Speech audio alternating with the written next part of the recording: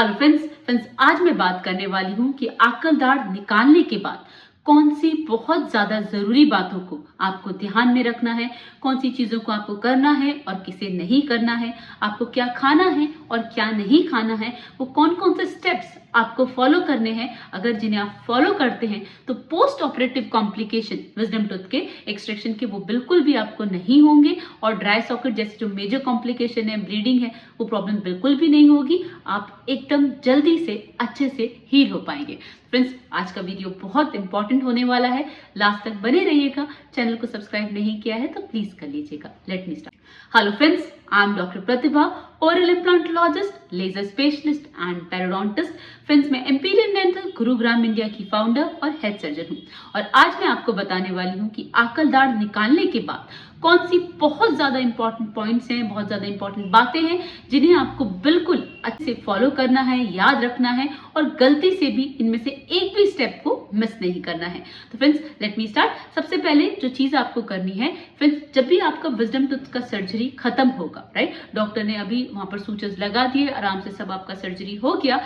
जब आपका सूचर्स अच्छे से लग गए हैं तो फ्रेंड्स उस पॉइंट से लेके आपके नेक्स्ट डे तक 24 आवर्स तक आपको बाहर स्पिट नहीं करना है। फ्रेंड्स, इस बात को बहुत अच्छे से समझेंगे, हमेशा याद रखेंगे। अगर हम गलती से स्पिट कर देते हैं, मुंह में चाहे सलाइवा आए, ब्लड आए, कुछ भी आए, आप पानी पिए, कुछ भी, एवरीथिंग शुड गो इनसाइड। आपको सब कुछ स्वेलो करना है, आपको गलती से भी बाहर स्पिट नहीं करना है। फ्रेंड्स, जस्ट इन केस अगर आप स्पिट कर देते हैं तो जो हीलिंग क्लॉट है, हीलिंग क्लॉट क्या होता है फ्रेंड्स, जब भी सर्जरी होती है, जब हम सूचर्स लगा देते हैं तो जो ब्लड होता है वो गाढ़ा हो जाता है, क्लॉट जिसे बोलते हैं, राइट। अगर वो क्लॉट स्पिट में निकल गया, बाय चांस आपने पूरे दिन में, वो 24 आवर्स में ही बनता है, उसके बाद नहीं बनता, तो आपने 24 आवर्स के विद इन स्पिट कर दिया और वो क्लॉट वहां से निकल गया, तो जो साइट है, जो बोन है जहां से आपका टूथ निकला है, वो ड्राई हो जाएगी। क्यों हो जाएगी ड्राई? क्योंकि ब्लड निकल गया है, क्लॉट निकल गया है। तो जब क्लॉट निकल जाएगा तो जो हीलिंग होनी थी, जो स्किन बननी थी बोन पर, टूथ निकलने के बाद वो स्किन नहीं बनेगी और कॉम्प्लिकेशन होगा 3 दिन के बाद, जो बहुत पेनफुल होता है, जिसे कहा जाता है ड्राई सॉकेट। ड्राई सॉकेट होने के बहुत चांसेस रहते हैं जस्ट इन केस आप अगर विद इन 24 आवर्स स्पिट कर दे। ऑलराइट फ्रेंड्स, ये बहुत पेनफुल कंडीशन है, दो इसका ट्रीटमेंट अवेलेबल है, but why to go through such discomfort और पेन? तो बस हमेशा सबसे पहली बात हमेशा यही याद रखेंगे कि जिस पॉइंट पे सूचर हुआ है उस पॉइंट से लेके नेक्स्ट 24 आवर्स तक आपको बाहर स्पिट नहीं करना है। ये है पॉइंट नंबर 1। उसके बाद गॉज पीस आपको लगाया जाएगा, जो कॉटन का गॉज होगा वो आपको, जो आपकी सर्जिकल साइट है वहां पर प्लेस किया जाएगा। फ्रेंड्स, उस गॉज पीस को आपको 30 मिनट्स तक, आधे घंटे तक अच्छे से दबा के रखना है।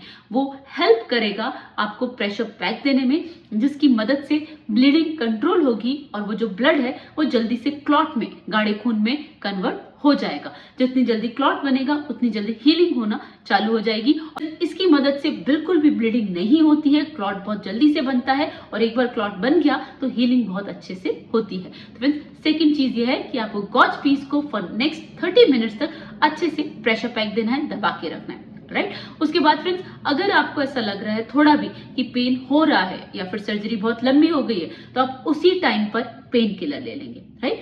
जस्ट इन केस आपको ऐसा लग रहा है कि बिल्कुल नमनेस है, अभी में कोई डिस्कम्फर्ट नहीं है और सर्जरी में भी बहुत टाइम नहीं लगा, तब आप आधे घंटे के बाद पेन किलर ले सकते हैं। लेकिन आधे घंटे से ज्यादा डिले मत कीजिएगा। एनेस्थीसिया का इफेक्ट खत्म होने के बाद अगर आप पेन किलर लेंगे तो पेन को सेटल डाउन होने में थोड़ा सा टाइम लग जाएगा, ऑलराइट। तो हम इमीडिएटली ले लेंगे या फिर विद इन 30 मिनट्स ले लेंगे, ऑलराइट। इसके बाद फ्रेंड्स, जब आप हॉस्पिटल से निकलेंगे तब आपके डॉक्टर आपको एक आइस पैक देंगे, राइट, जिसमें आइस होगी और वो आपको अपनी सर्जिकल साइट पे प्लेस करनी है बाहर से।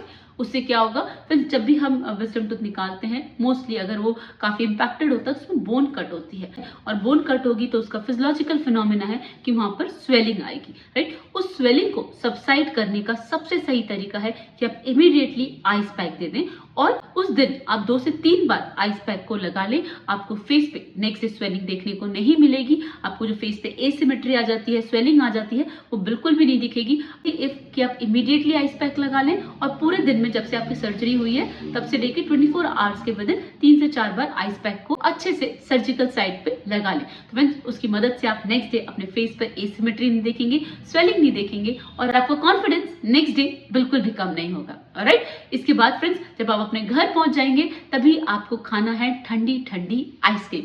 एकदम फ्रिज से निकाल के नहीं खानी है, थोड़ी सी नॉर्मल कर लीजिएगा, बट जितना मन हो उतना खाइए, बीमार मत पड़िएगा। लेकिन फ्रेंड्स ये बहुत ज्यादा जरूरी होता है। आप अगर ठंडी आइसक्रीम खाते हैं तो जो आपकी सर्जिकल साइट है उसको हीलिंग मिलती है, जो कंस्ट्रक्शन मतलब ब्लीडिंग कंट्रोल होती है, स्वेलिंग कम होती है और आपने जो इतना लंबा प्रोसीजर बेयर किया है पूरा सर्जरी का वो आपको अच्छा लगता है। आपने जो काफी टाइम से जो कुछ खाया नहीं होगा तो आपका ग्लूकोज मेंटेन हो जाता है।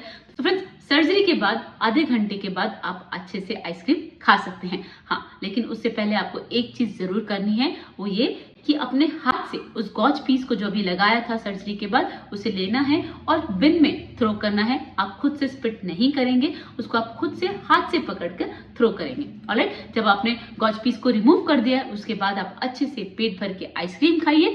फ्रेंड्स ये है मेन विदिन 1 आवर के जो आपको सारे इंस्ट्रक्शन फॉलो करने हैं। एक बार आपने आइसक्रीम खा ली है, आपका पेट भर गया है, आप रिलैक्स हो गए, आपने पेन किलर भी ले लिया है, उसके बाद फ्रेंड्स आप 1 से 2 घंटे के बाद जो मन है वो खा सकते हैं, लेकिन ठंडा करके खाइएगा। उस दिन आपको पूरे दिन में कुछ भी गर्म नहीं खाना है। जो भी आपको कंफर्टेबल लगे आप वो चीज खा सकते हैं, हार्ड, सॉफ्ट, सेमी सॉलिड कुछ भी, लेकिन आपको गर्म नहीं खाना है। ऑलराइट, उसके बाद फ्रेंड्स जो आपको मेडिसिन प्रिस्क्राइब करी गई है एंटीबायोटिक की वो अकॉर्डिंगली आफ्टर द मील्स आप ले लेंगे। फ्रेंड्स ये है सेम डे के इंस्ट्रक्शन जो आपको विदिन 24 आवर्स फॉलो करने हैं। ऑलराइट, इसके बाद अब जब नेक्स्ट डे आएगा तब फ्रेंड्स आपको ये सब अब फॉलो नहीं करना है, ठंडा कुछ नहीं खाना है, आप अपना नॉर्मल खाना खाइए, सब कुछ नॉर्मल कीजिए। आप 3 चीजों को ऐड करेंगे। यस फ्रेंड्स, आप नेक्स्ट डे अच्छे से स्पिट कर सकते हैं, आपको अच्छे से ब्रशिंग करनी है। मेक श्योर आप प्रॉपर ब्रश करें, उस जगह पर भी सूचस के ऊपर ना करें, बट टूथ के लास्ट, टूथ का जो होगा आपका उसके लास्ट सरफेस तक अच्छे से क्लीन करें। बहुत सारे पेशेंट्स को मैं देखती हूँ कि वो डर के मारे ब्रशिंग अच्छे से नहीं करते।